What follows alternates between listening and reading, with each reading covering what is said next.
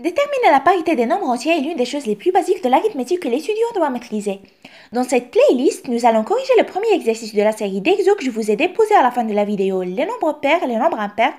Si vous n'avez pas encore vu cette vidéo, je vous recommande fortement de le faire. Je l'ai mis dans la barre d'infos afin de vous procurer de toutes les règles desquelles nous aurons besoin pour la résolution des exercices.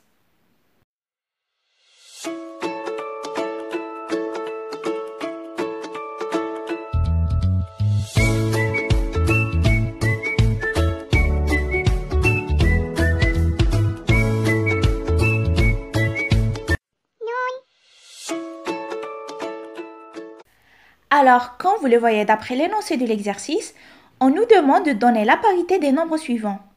Mais d'abord, que veut dire donner ou déterminer la parité d'un nombre? Eh bien, tout simplement, c'est arriver à savoir si c'est un nombre pair ou impair. Maintenant que la question est plus claire, je vous invite à faire pause à la vidéo et faire un petit effort pour trouver la réponse, si ce n'est pas encore fait. Le premier exemple est 731 fois 432. D'abord, on remarque qu'on a ici le produit de deux nombres entiers, d'accord? Et comme on le sait déjà, le produit de deux entiers est un entier, ce qui est tout à fait normal puisqu'on nous demande de donner la parité de ce produit, donc il doit être forcément un entier, puisque la parité est une propriété qui ne concerne que les nombres entiers. Si on nomme ce produit A, alors on a le nombre 731 est un entier. Le nombre 432 est un entier. Et donc, ce produit, c'est-à-dire le nombre A, est aussi un entier. On est bien d'accord sur ça. Voyons maintenant sa parité. On a le nombre 731 est un nombre impair, puisque le chiffre de ses unités est 1. On sait bien que les nombres impairs ont dans les unités 1 ou 3 ou 5 ou 7 ou 9. On a ici 1. Donc, il s'agit d'un nombre impair. Par contre, le nombre 432 a dans les unités 1, 2. Et donc, c'est un nombre pair, puisque les nombres pairs sont dans les unités 2, 4, 6 ou 8. Donc, qu'a-t-on ici?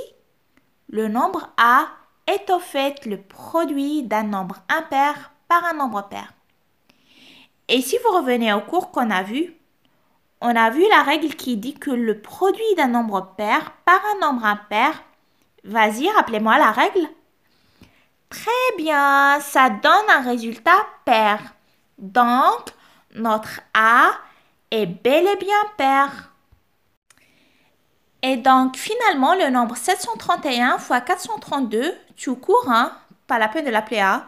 C'était simplement pour expliquer les choses.